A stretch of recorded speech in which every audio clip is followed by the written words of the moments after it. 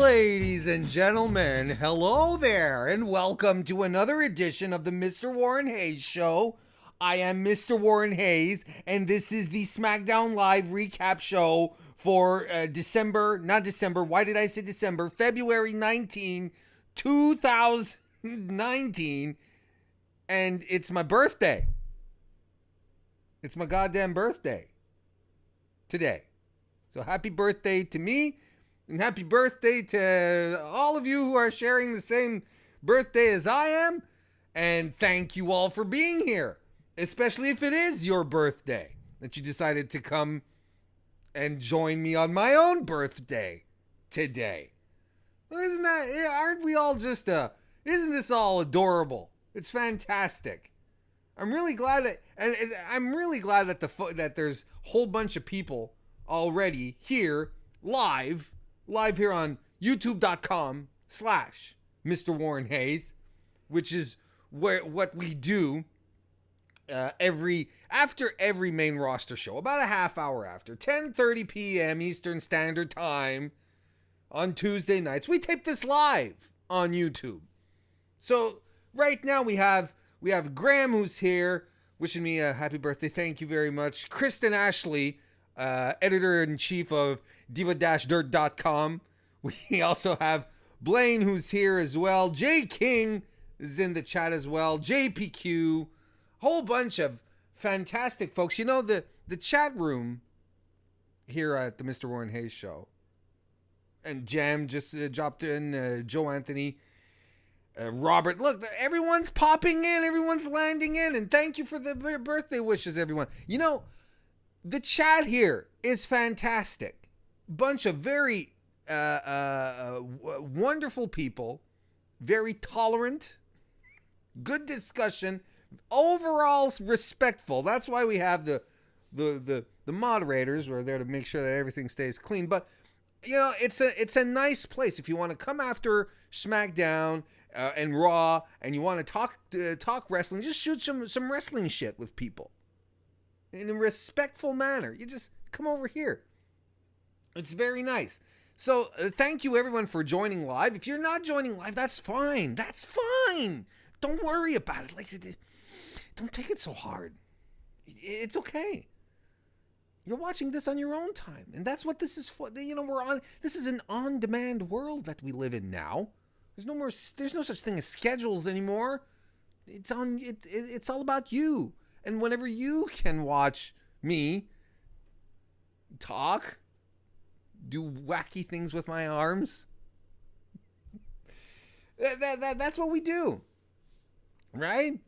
So thank you for tuning in, even if it is later. And maybe you're not even watching this on YouTube. Maybe you're listening to this on a podcast application, your favorite podcast application, because the Mr. Warren Hayes Show can be found there as well. Apple Podcasts, Google Podcasts, Stitcher, Spotify, Podbean. It's all there. You can go check that out if you want. And if you're watching this or whatever, you know, if you're watching this on YouTube, here's the thing. People always ask me, Warren, how can I support your show? Can I give you money? And I said, no, I don't want your money. But then again, this is a hypothetical. No one ever asked me that question. And if anyone would ever offer me money, I don't think I'd say outright no. But, I mean, we're in a hypothetical situation. So, okay. Hypothetical situation. Someone said, how can I support your show, Warren? Well, subscribe. Subscribe either on YouTube. Follow me on the podcast thing. If you, thumbs up on YouTube. You share out the link. You tell people about the Mr. Warren Hayes Show. And that's really the best way to get it done. To support, show your love. That is all fantastic. That is all fantastic. Wait a second, what? In the chat, Jay King says that I age weird? What does that mean? What does that mean? Is everyone, no one needs to know my age. Age is weird. Oh boy. It's gonna be an interesting evening. Programming notes.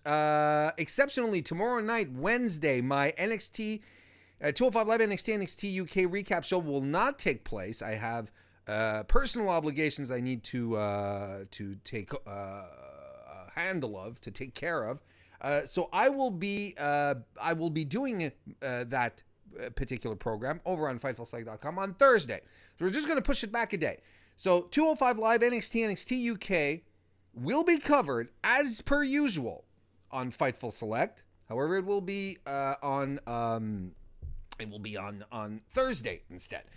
And as you know, Fightful Select is the premium service of Fightful.com, combat news, sports website extraordinaire, wrestling, MMA, boxing, all there. You go to FightfulWrestling.com if you want just your wrestling news, and then you go to Fightful Select if you want extra content, a whole bunch of extra podcasts, sneak peeks at news, exclusives. You go check that out there. You get my podcast. You get Sean Ross Sapp, who does the Weekender podcast. You get Steven Jensen, who does Sean Ross Sapp does the Fightful Report, and Steven Jensen does the Weekender, which covers all non-WWE programming. Retro pay-per-view reviews as well. I'm taping a couple with Sean this week, so we're looking forward to that seeing the light of day over on that service. Look, just go. You can go to FightfulSelect.com. You check it out. You can subscribe as low as $5 a month. It's the best way to support Fightful and Fightful Select. So that's really, really exciting. And I think this weekend there's even over on Fightful.com.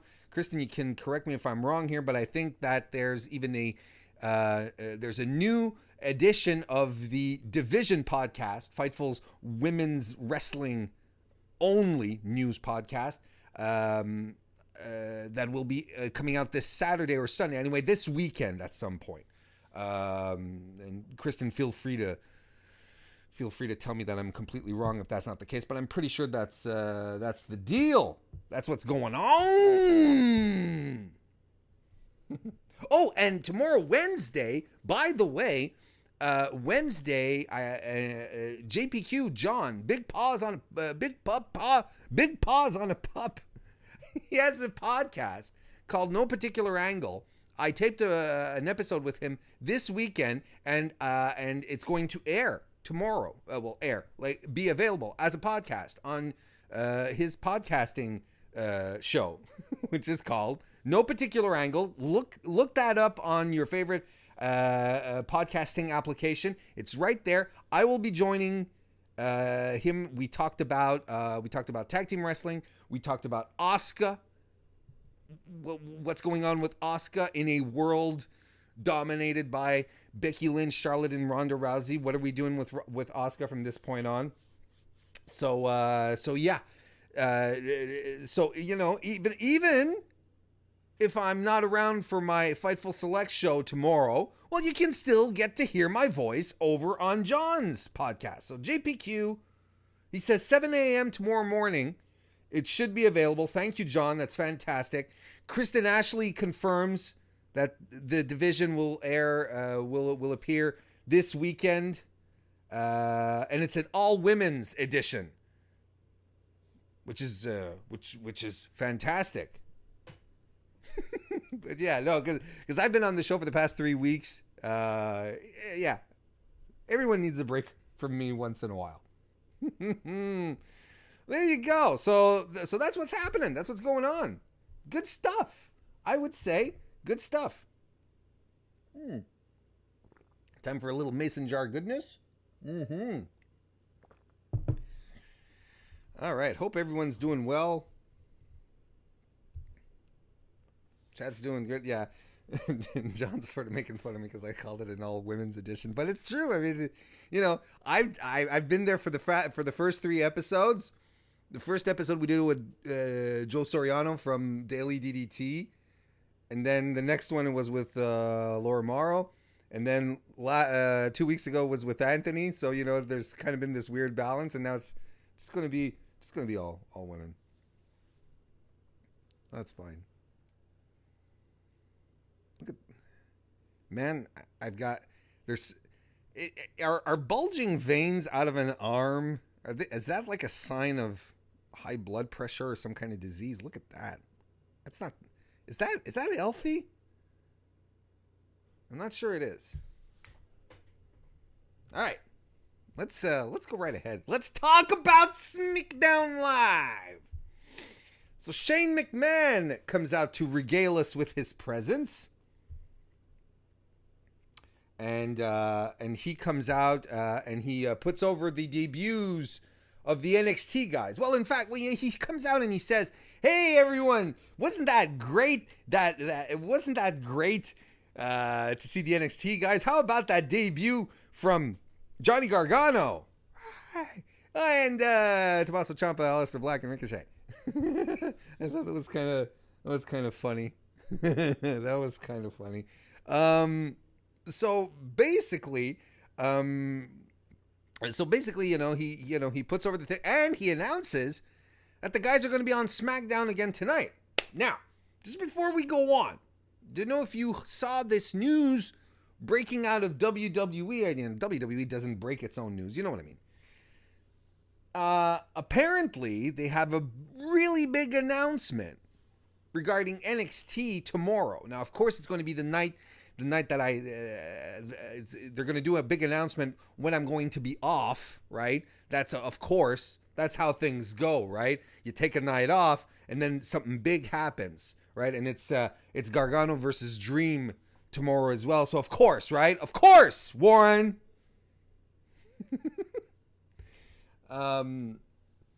So basically tomorrow, something big is going to come out of NXT, which kind of explains why they're pushing really hard over the past couple of days to really give the spotlight to the four guys that we've been seeing since Monday.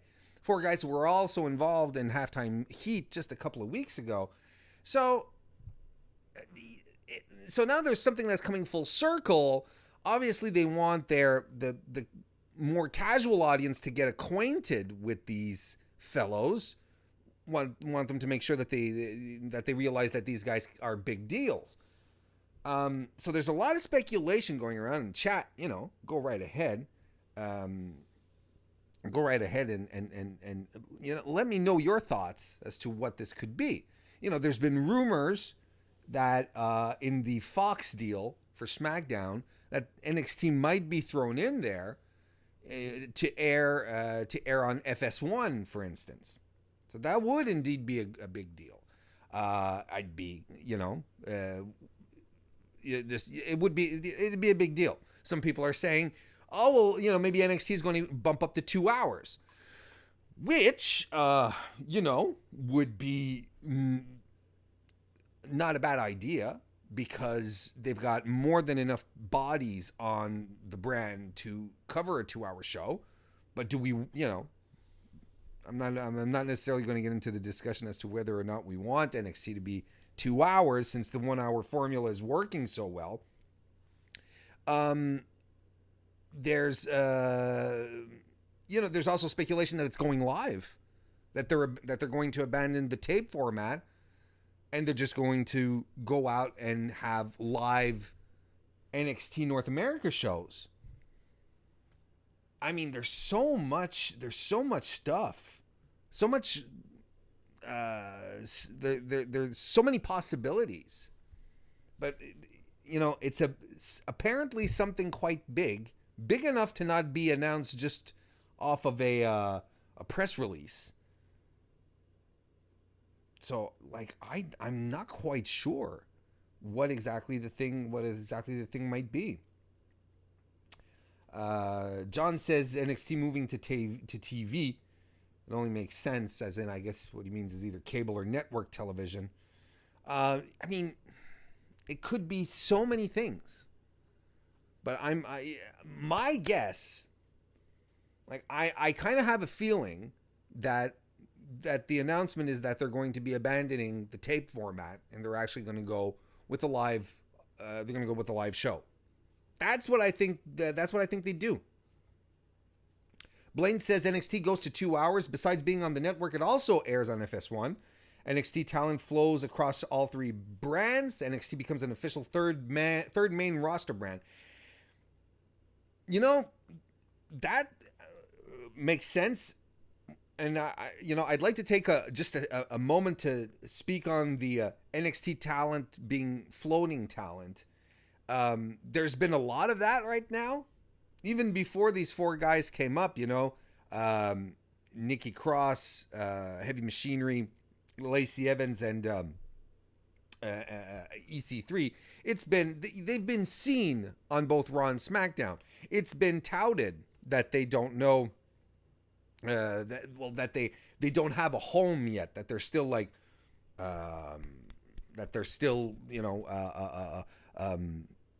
feeling things out to find the perfect spot to insert themselves in, right? So when we do get to the point where we have these folks going around, where we have these four other guys who aren't brand specific, who are from NXT but are going both on Raw and SmackDown, maybe this is going to be a thing. It wouldn't be new in the history of NXT to have WWE main roster mix it up with NXT. Back in the early days of the NXT as we know it today, main roster wrestlers would challenge NXT competitors and back and forth. Wade Barrett it did that. I'm trying to think back a bit. And look, all I have, I just remember Wade Barrett very, very clearly, but there were others. I'm just drawing a blank right now. Apologize to you all. But yeah, basically, it wouldn't be a precedent to have these brand mix-ups. But then it kind of, you push this forward a bit, and then you're like, well, what's the brand split for anymore? If we can bounce around like that, or if there's people that are clearly in the free agent territory, I want to call it that, what do the brand splits stand for anymore? Just some food for thought. It's a funny expression, that food for thought. It's as if your thoughts are always starving, a bunch of gluttons. You gotta feed them, because they're always fucking hungry. Insatiable bastards. Yeah.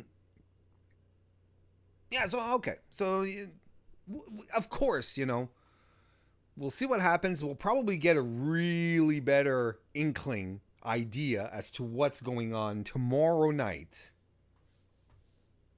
on NXT. We'll see what happens. Anyway, Shane actually wants to continue on his promo, but he gets interrupted by Miz, who comes to the ring. And he has a microphone, and as he's walking in, he says he hasn't slept in 2 days because he feels he lost the SmackDown Tag Team Championship last Sunday at Elimination Chamber. He feels it's his fault, and he says he needs to get something off his chest right now.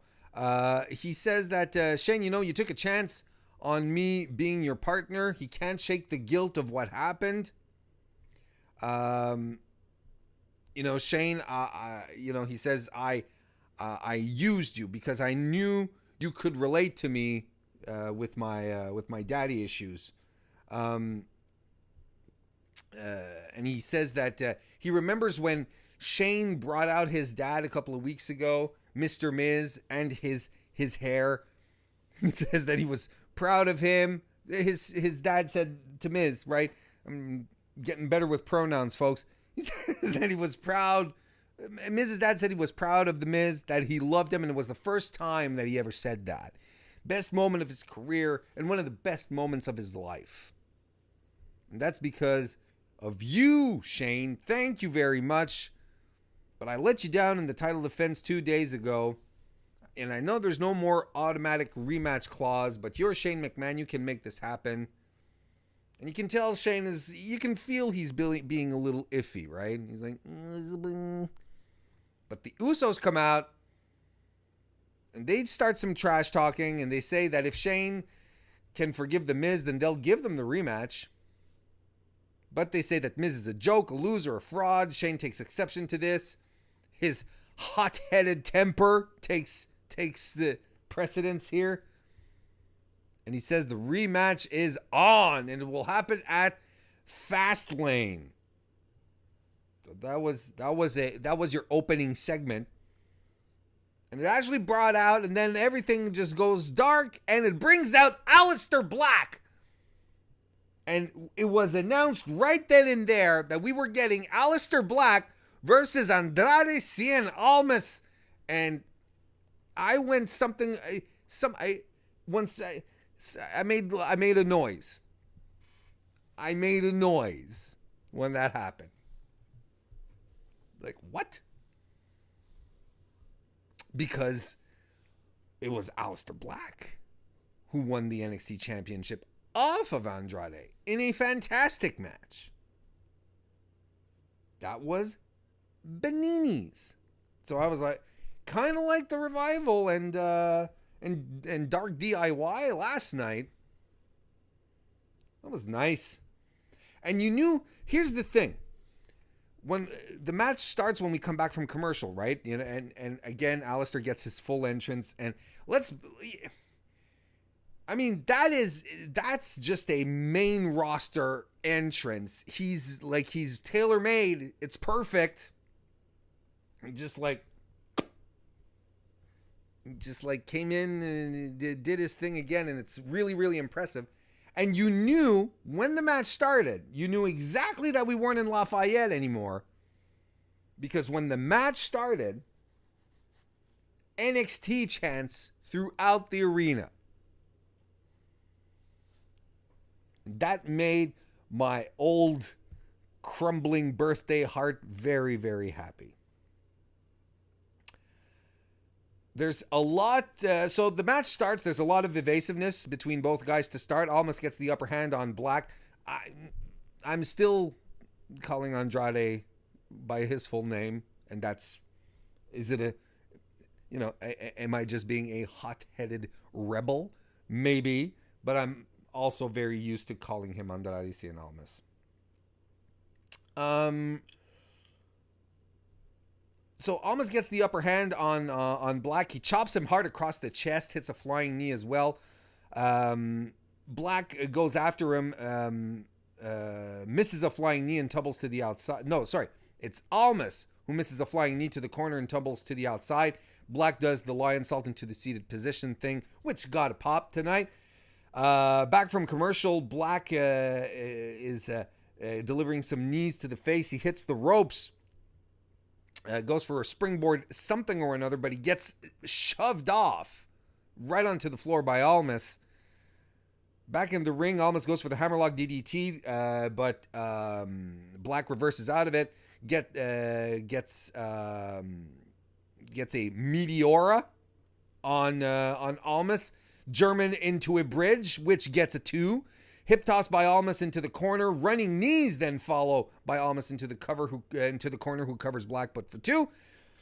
And Black avoids the hammerlock DDT again and hits a Black Mass to end the match. Not as lovely a Black Mass as the one Elias ate on Monday, but still a very nice showing by Aleister here. And I mean, this was surprisingly hard hitting. Short match, but that's okay because Aleister got more time in on Monday, and was on a better position on Monday night as well. And sometimes it's all about your position. It all depends on how you're positioned on the show. So yeah, no, and this was fine. It was okay. You know, I tried not to get too excited and like, oh, they're gonna have another classic. No, you know, not tonight. Not when they're just trying to introduce new people like that. So I tempered my expectations, but it was still very. That was still very. It was still very fun. Nice, hard hitting match. Thank you, Brett B, for the happy birthday, and John Baez, who's here as well. Thank you.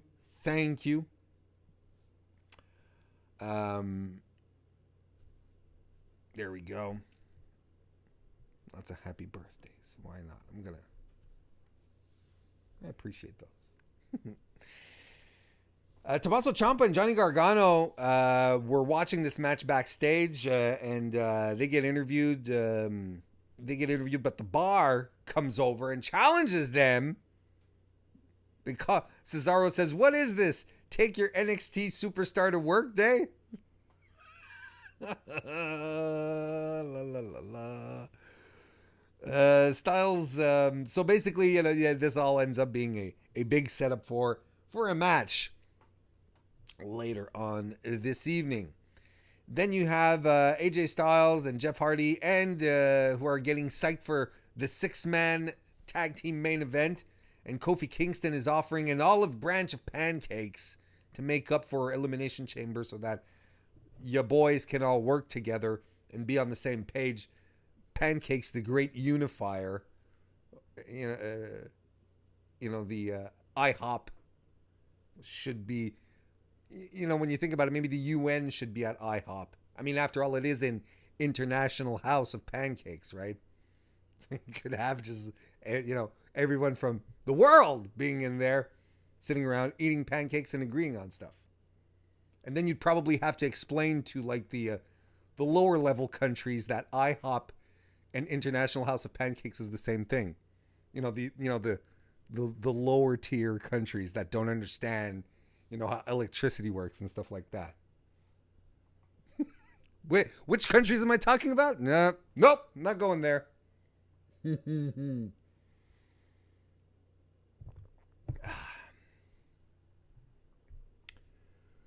Let's see. It's in the chat right here. Blaine says, very good 10-minute sprint between Almas and Black. Yeah, I'd agree.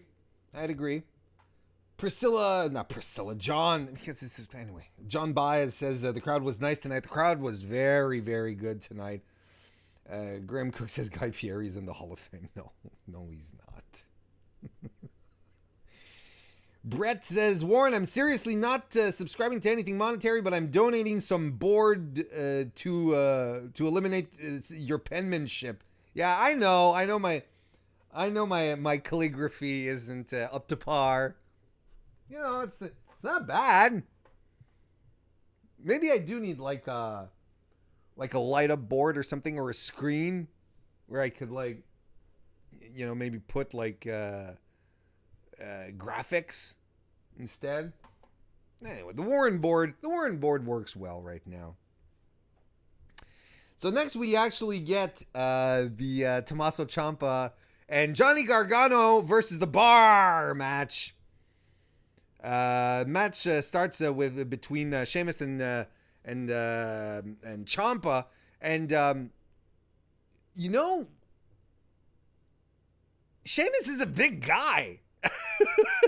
He's huge. I mean, I get that Tommaso and Johnny are not, they're not huge beefcakes, right? But I mean, they're still, they're bigger than me. Like I'd be standing next to Tommaso Ciampa, and he'd look like a freaking mastodon next to me. But next to Sheamus was towering over them. And they used that because the Bar weren't taking Ciampa and Gargano seriously. And Sheamus actually tries to psych him out at first, him being Ciampa. Whips him into the ropes, but Ciampa comes back with some kicks. Cesaro comes in then next, and Johnny Gargano gets tagged in as well. Cesaro takes Gargano down and keeps him down with an arm lock. Whipped into the ropes. Gargano comes back at him with a Hurricane Rana, but Cesaro jumps right back up and hits a European uppercut to knock Gargano down. Double team is avoided. Sheamus is dumped out. Ciampa knees both guys, and Johnny then dives right through the ropes onto the outside, which was a nice little sequence. Ciampa comes after Cesaro, jumps off the apron, but Cesaro catches him while bumping into the cameraman and backbreaks him, while Sheamus takes out your boy Johnny wrestling. Back from commercial, Ciampa is eating another European uppercut. Sheamus takes out Gargano, and that keeps Ciampa from tagging out. Some top rope shenanigans ensue. This is where it got scary. Ciampa avoids a super white noise, but they come off the ropes, and Sheamus lands on Ciampa's knee, and Sheamus lands like on his upper neck. This wasn't when I saw this and I tweeted it out, I said, "Oh no, Ciampa! Oh no," because he being Sheamus landed really bad on Ciampa's knee. Ciampa has issues with his knees. This isn't this is not news. So that's really I cringed. I freaked out a bit. That was a bad fall. And then he started twisting around. The referee put up the X, and I was like, no shit, no. Not on a throwaway match like this, which is essentially like an exhibition match. They said, no. And then I started looking on Twitter, and it's like, Sheamus is, he's admittedly working with stenosis, the neck condition that Edge had, and Edge decided to call it a career. And isn't that the same thing that Paige has as well?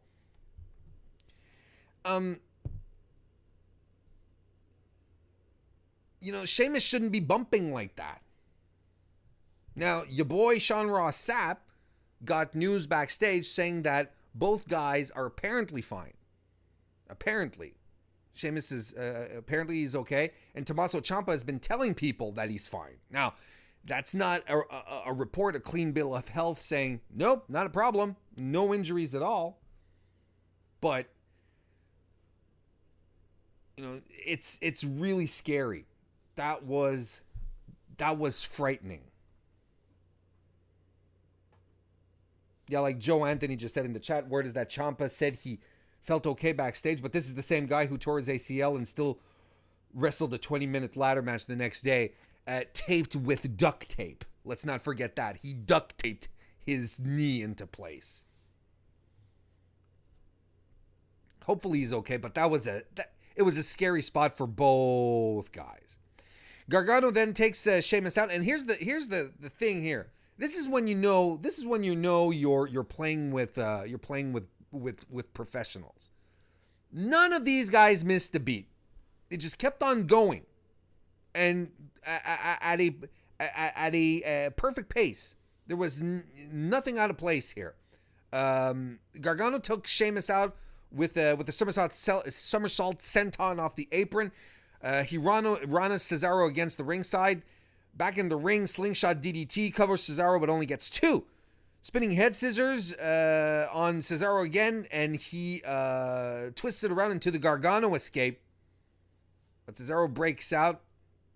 He hits another backbreaker, flying knee from Sheamus. From the not flying, but diving knee off the top turnbuckle across on Johnny Gargano, who's spread across Cesaro's knee. He gets covered by Sheamus, but Tommaso breaks up the pin.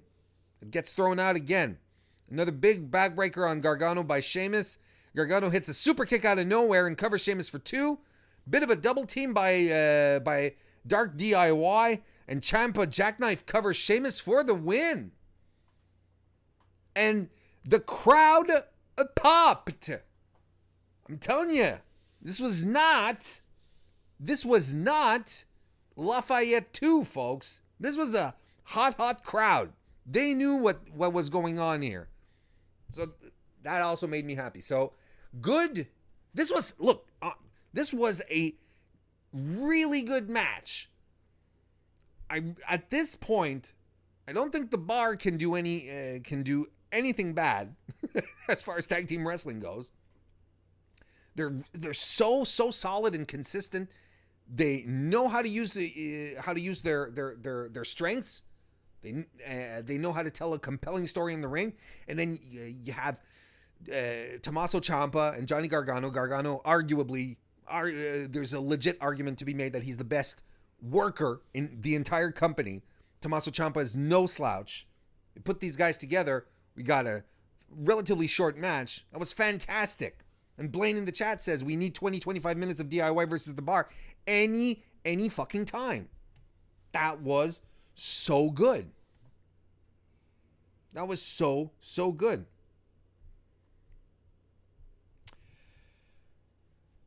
So this brings out Asuka. Remember Asuka? She's the SmackDown Live Women's Champion. And they have her coming out to cut a promo, which I still have very mixed feelings on. If you're a regular listener, you know that I'm not privy to having your non-English speakers be put in positions where they have to cut promos. And I thought that a couple, in the build up to TLC, having Asuka cut promos with Becky and Charlotte in the ring with her was a detriment to her. Not because she's stupid, not because I'm afraid of foreigners, but English is not her first language. And she still struggles with it. She's improved, but she's still struggling with it. And if you juxtapose her with two of your best female mic workers in the company, you juxtapose her, you put her in the middle of those two, that's just dumb. But at least she was alone. She was able to cut her stuff. It was fine. And yes, I know that if she never cuts promos, she'll never get better. It's fine. It's enough. That you can get off my back, Mom. But they put over the fact that they put over the undefeated streak, put over the fact that she won the first Women's Royal Rumble, that now she's SmackDown Live's Women's Champion. It's kind of like, hey, remember how good this woman is? They start, and then, well, what are you going to do, Asuka? There's so much talk about, Raw Women's Championship with Ronda Rousey, which generated some boos at the mention of her name. Basically here, she said, Asuka said, that she beat, and I like this. She said that I beat Becky and Charlotte at TLC, and I made Becky tap out at Royal Rumble. So she's like, they can have their play date. I beat these women. Time for me to move on. And I like that. I really did like that. Because it, in a storyline sense, it reminds you of what happened. She won the triple threat match. She made Becky tap out. She's like, who's next kind of thing. And I'm like, and that's an interesting and completely logical way to advance Asuka in her title reign. It just makes sense.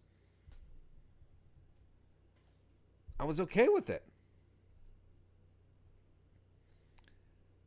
So she gets interrupted, though, as she's cutting her promo. Well, as she asks who's ready for Asuka, basically. It's Mandy Rose that comes out, accompanied by Sonya Deville. And, Mandy wants a shot at the champ. She calls herself the most talked about WWE superstar. That'll get you some heat. So we actually get Asuka versus Mandy Rose. That's what we get. Running dropkick by Asuka begins this match, and then it begins the match. But then quickly on, the match is interrupted by Lacey Evans again. Jesus Christ. The music, her strutting down, going to the bottom of the ramp, then walking back up. Sonya Deville sort of like came at the bottom of the ramp and was like, "You're not coming down here." And I'm like, "Thank you, Sonya, because this is dumb. Send her back." What the hell is this gimmick?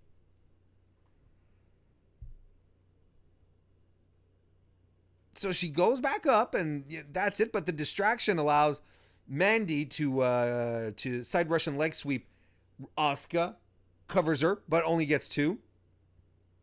Rose then goes after Asuka. Back from commercial. Asuka actually gets a knee bar on Rose, who reaches the bottom rope to break it up. They're on the outside now. Mandy Rose hits a hell of a pump knee to Asuka's face. Mandy is back in the ring, and she's shit talking Asuka. She says, "You'll never look like me," which I think I'm okay. This is a fine angle. It's like, to her, it's like, it doesn't matter. Doesn't matter what you do. Doesn't matter what you say. You'll just never look like me. And I'm like, okay, that's fine. She slaps Asuka across the face, and of course, that's you don't do that to Asuka. You don't slap Asuka across the face, because then Asuka comes back at you with some open palm strikes. She comes back with a springboard missile drop kick, those spinning back fists, and then a spinning kick. That's what she does when you slap her in the face. Mandy gets covered after the spinning kick, but only gets 2. Asuka gets a release German in, Shining Wizard. But the match ends when Mandy Rose fakes an injury, which allows her to roll Asuka up for the surprise win. And Mandy Rose just pinned the SmackDown Live Women's Champion, as close to a clean win as you can. I mean, she was using psychology. You know, it wasn't like she wasn't actually, there weren't any real shenanigans. I'm okay with this. I know there's a lot of people who are like, oh, but Asuka, how can she pin Asuka out of nowhere? It's Asuka. Look, the streak Asuka is over. All right? Get that into your minds now. The thing here is that Asuka was able to help put Mandy over here. And that's one thing, not just last night, just last night, I was talking about the Ruby Riott situation in the Elimination Chamber, where she was squashed by Ronda. Well, there's a clever way to put new talent over, to build credible opposition, right? Just have them be squashed by a champion like that. I mean, so for them to want to elevate Mandy, try something out with her, this is fine. I'm okay with this. This is something that we want. We want new matches. We want new people, new faces. Mandy's improved. She looked good in the ring tonight. So,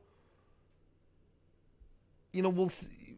Obviously, we'll see how this goes. This is probably going to translate into a Fastlane match, which I'm fine with. I still don't know what they're doing with Asuka as far as WrestleMania goes, because I don't think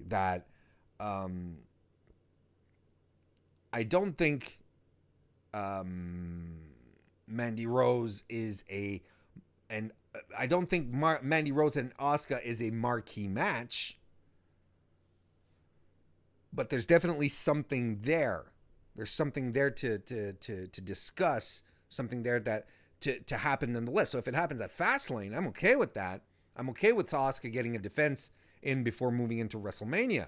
I mean, she hasn't had a pay-per-view defense.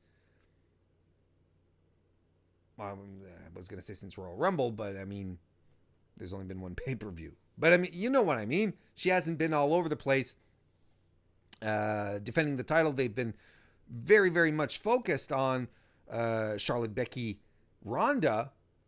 I'm okay with them giving more spots to more women. This is nothing but positive stuff. Would I have preferred someone else than Mandy? Maybe. But let's see what Mandy can do, because she hasn't really been given a chance to shine yet. And, putting her in the ring with a woman like Asuka will do her wonders. Asuka's seasoned. She's accomplished. Mandy still has a way to go. But I mean, again, the only way you learn is by putting them in by putting yourself in situations where you will have someone who will be able to teach you, to show you stuff, to learn. So I'm okay with this.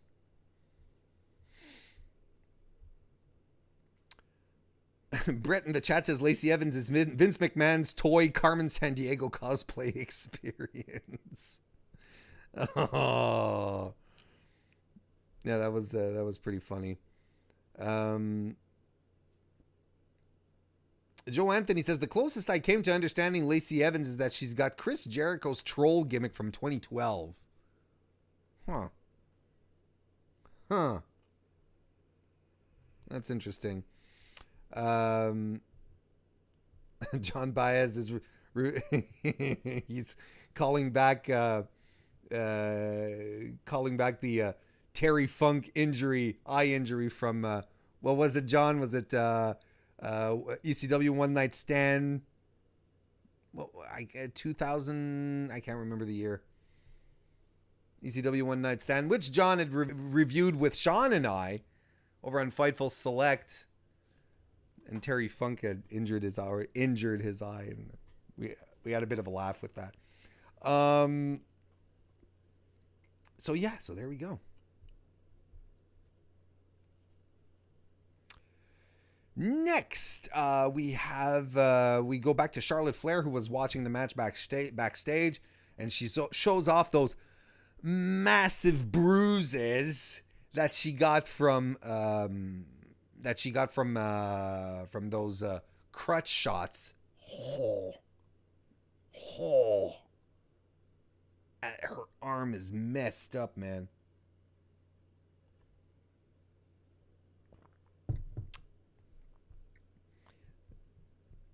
That was it's not pretty. But she, basically she's talking about Becky again. She says she re-aggravated Becky's injury because, it's all her fault, and everyone has to. And here's the thing. Here's something that we're telegraphing here, folks. She said it herself. People have to get it in their head. It's 1-on-1 for WrestleMania, and it's in the main event because I'm in it. Now, I feel like they're telegraphing a little bit here because I'm of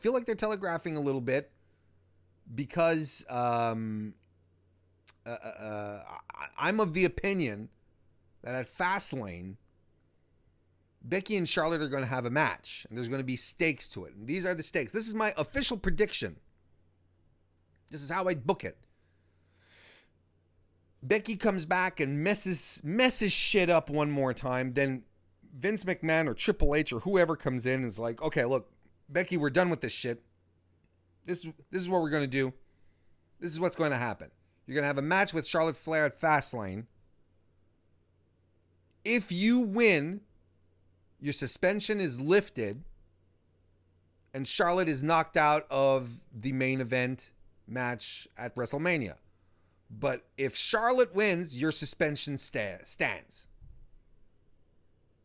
And I really think that's what's going to happen at Fastlane. And we're going to revert back to 1-on-1. I really, really don't think that they're going to do a triple threat match for the first women's main event at WrestleMania. I really, really don't. I think that WWE have learned a lot of things over the past couple of years. Talk about your random match. Eric Young, who hasn't wrestled on WWE television since September 2018, against Rick O'Shea, who gets a great reception from the non-Lafayette crowd. We cut to commercial. When we come back from commercial, the match is on. Eric Young did not get any entrance, or at least any televised entrance. Ricochet is being quite evasive to begin with. Young shoulder blocks him down, though. Ricochet does the Rana kip-up drop kick move. Alexander Wolf distracts who's on the outside because Sanity is there in full force. Alexander Wolf distracts Ricochet, and Young takes advantage of it to knock Ricochet down to the floor. Young gets him back into the ring. Front face lock. He puts Ricochet in a front face lock and lifts him on the turnbuckle. Let me start that again. Eric Young is on the second turnbuckle. He puts Ricochet in a front face lock and lifts him off the mat. He leaps forward with a forearm behind Ricochet's head, covers him, but only gets 2. Ricochet sidesteps Young, who eats the turnbuckle. Head scissors takedown by Ricochet. Springboard European uppercuts. Standing shooting star press covers Young, only gets 2. Eric Young does a flare flop, and I think he gets busted open. I think or maybe it was on the standing shooting star press. I'm not sure, but it seems to me Young got open on the side of the head. But Young ends up going onto the floor. Ricochet does a Fosbury flop on Dane and Young, gets Young back into the ring for the 630 and the win. A nice showing here by Ricochet and Eric Young, they both worked really, really well together. I thought they had chemistry. Was a great pace, short match, but it was a lot of fun. Overall, I really felt that the NXT guys, they all looked better tonight. Ricochet had a better match last night with Finn and Bobby Lashley and Lio Rush, but he still looked really strong tonight. Still looked, the pace that he ran with Young was fantastic. Crowd was super into it as well. They all had really fantastic showings. Black had another good showing, and I thought that Ciampa and Gargano looked a lot better tonight than they did yesterday, which is saying something because it was still pretty good, but it didn't blow me away against the Revival, which was surprising. But I'm still chalking that up to unreasonable Warren Hayes expectations. We go backstage to find the New Day, and they're chatting it up, and you have Xavier Woods, who says that basically, I can't remember who was interviewing, but she asked Kofi, Kofi, do you think that, how do you feel about the last 7 days? Seems that this was fantastic. And Xavier Woods comes right in. He dives right in and he says, this isn't something that happened just over the past 7 days. This is 11 years of work. And he starts talking about stuff that, 11 years ago, Instagram didn't exist. Empire's been on television for 11 years. It was a nice little segment. Kofi putting over his, he says, I feel like the entire WWE universe is behind me. They talk about the Kofi Mania thing, and they have a big whiteboard. It's not a Warren board. It's just a plain old whiteboard. And for those of you who talk about my handwriting here, I got to say that Xavier Woods' handwriting on that board, maybe we're on the same level. But basically you end up with Kofi, who calls Big E and Xavier his brothers. You could feel some very sincere love between these guys, and once in a while you'll hear people talking about, the New Day have to split up. Big E needs to have a single run, whatever. I don't know why anyone would split up the New Day. Why would you split up the New Day? They all three of them have such fantastic chemistry together.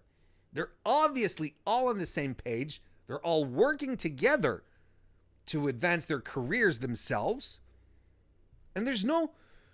Look, Kofi is breaking out as a single star. This is something that I was talking about last year.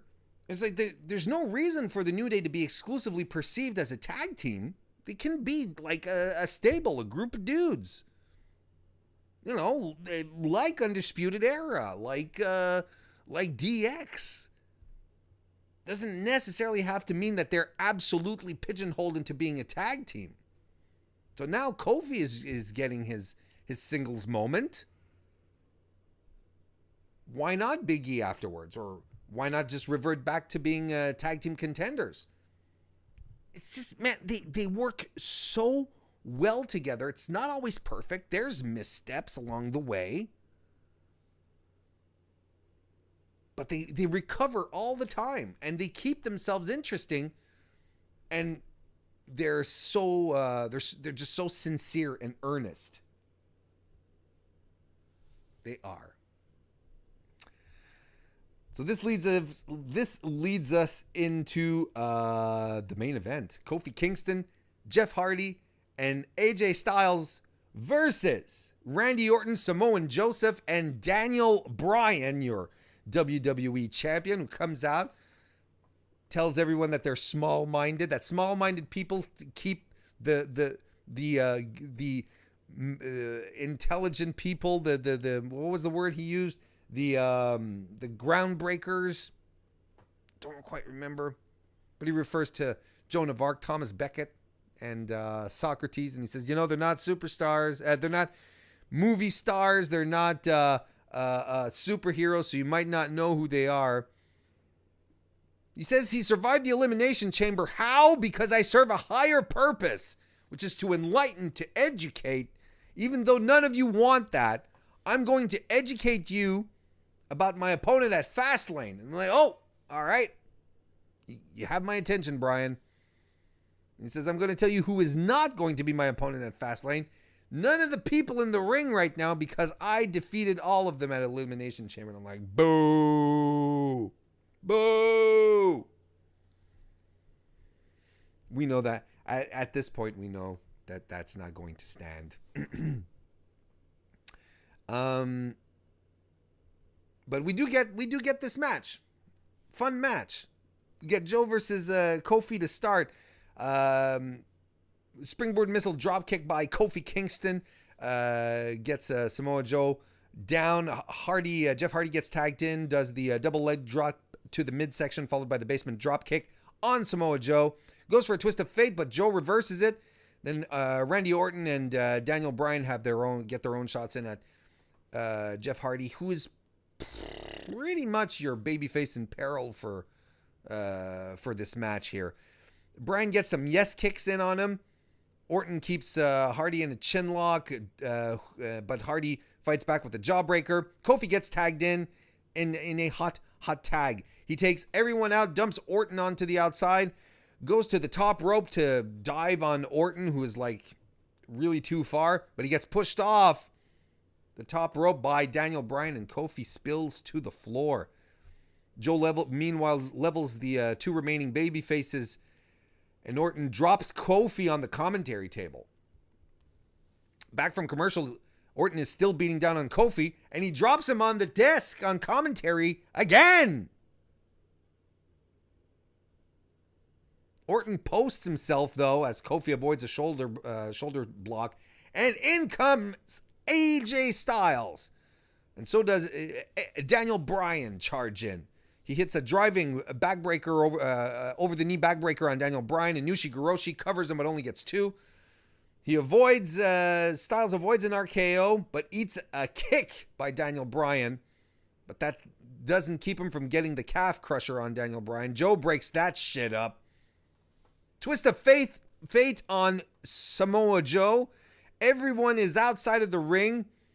Bryan and Styles trade some roll-up pins, which leads into the LeBell Lock. But Styles is able to reach the ropes. They're back on their feet. Styles hits a beautiful Pele kick on Daniel Bryan, who's running at him. That was just perfect timing, and it was beautiful. And Styles gets the hottest tag on Kofi Kingston. who gets dumped on the outside onto everyone, takes everyone out. Brian runs to dive on Kofi, who's on the outside, but he eats a fist instead. Brian rolls to the outside, and that allows Kofi to do a truss dive from the outside, from the top turnbuckle to the outside on Brian and Eric Rowan. We get back in the ring, and Kofi Kingston hits a Trouble in Paradise and pins Daniel Bryan again.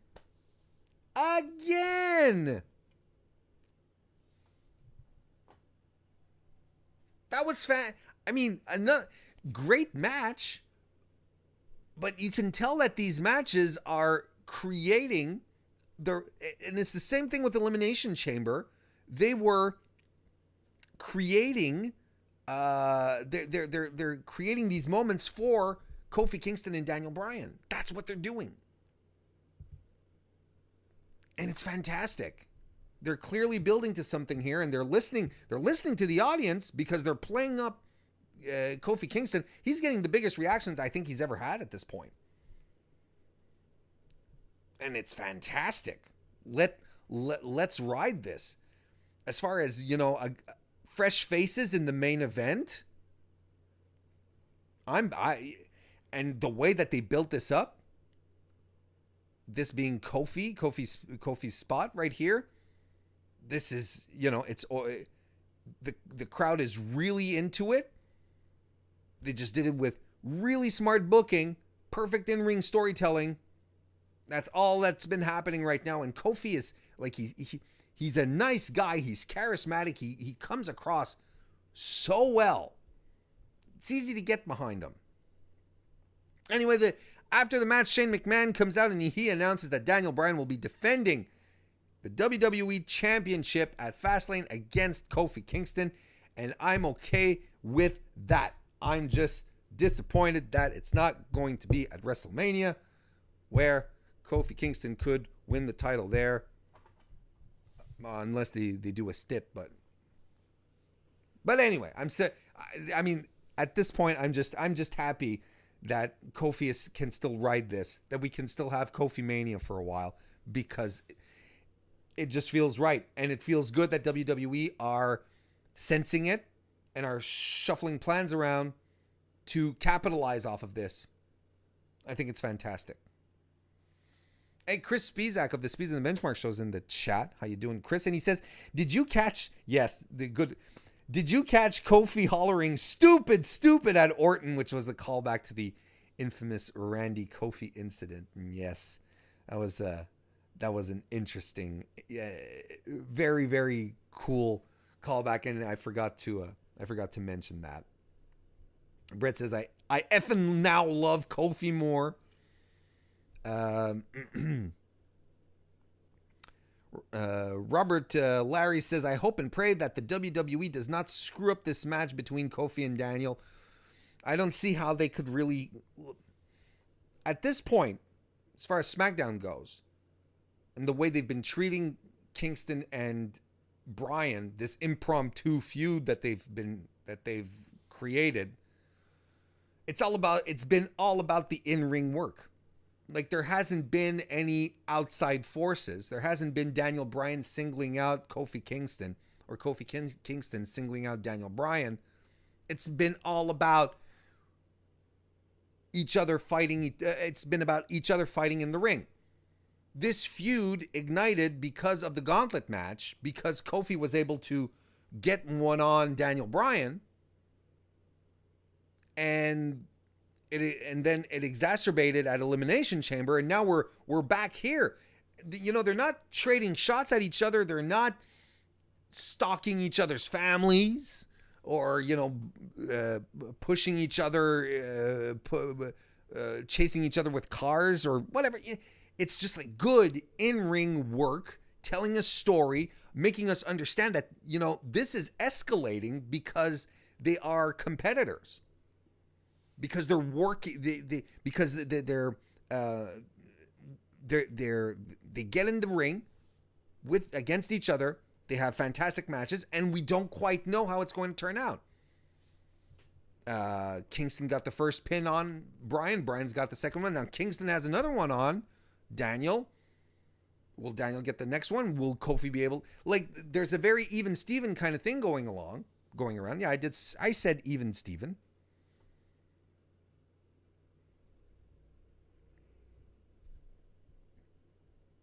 So, I mean, there's a lot of stuff here to consider as far as... Like, I don't see right now. I don't quite see how they could screw it up. Because as it stands right now, it feels like they've been telling Kofi and Bryan, guys, just tell your story. Do what you have to do. And if they do that, we're fine. Now, you could give me the argument, well, you know, Warren, it's WWE. And I'd be like, yeah, yes, you know, I'd give you a knowing shrug. But I don't know. Everything that's been happening on SmackDown since pretty much the beginning of the year, with a few exceptions aside, I'm very confident. I've been very high on SmackDown this year so far, much more than Raw. I feel like they're doing that right. Anyway. Robert says Kofi versus Daniel potential match of the year for 2019. Look, man, I mean, these guys have the talent to do it. Brett says WWE is going to put the title on Kofi, and Daniel Bryan is laughing, saying, "I'm fucking money." Yeah, that's really good. And Donna Lilly just dropped in, wishing me a happy birthday. Thank you very much. Well, that was SmackDown. I had a fun time watching it. It was a fun show. And you know, one of the things, this, you know, it's easy to go around crapping on WWE. It really, really is, because they make it really easy. You know, when we say we want surprises, we want things to be mixed up, we want, you know, we want things to take us by surprise and, you know, just break out of the formulas. They're trying. You can't say that they're not trying. And this is, you know, it's something that, you know, you could nitpick and say, you know, I'm not sure that I wouldn't have had the NXT guys come up like this. You know, I would have had some build up. Look. We got some fresh matches, or at least in a couple of circumstances, some callbacks,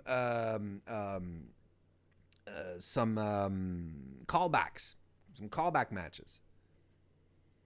And, you know, I've been in the school of thought as well. I've been in the school of thought that if you never talk about NXT on main roster and you never showcase your top NXT talent on main, when it's time to call them up, people will have no idea who you're talking about. And then they'll just be relegated. They'll be called up, and a la EC3, get called up. Don't when he's on TV, don't let him talk, and then use him in 2 matches, and then have him disappear completely. You know, it's like,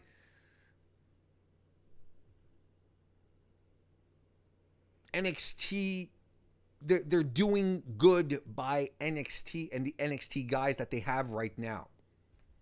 Now, if they can only do the same thing with the ladies, the women,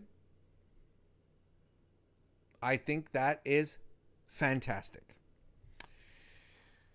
So there we have it. Ladies and gentlemen, we're going to wrap this one up, and I want to say thank you to everyone who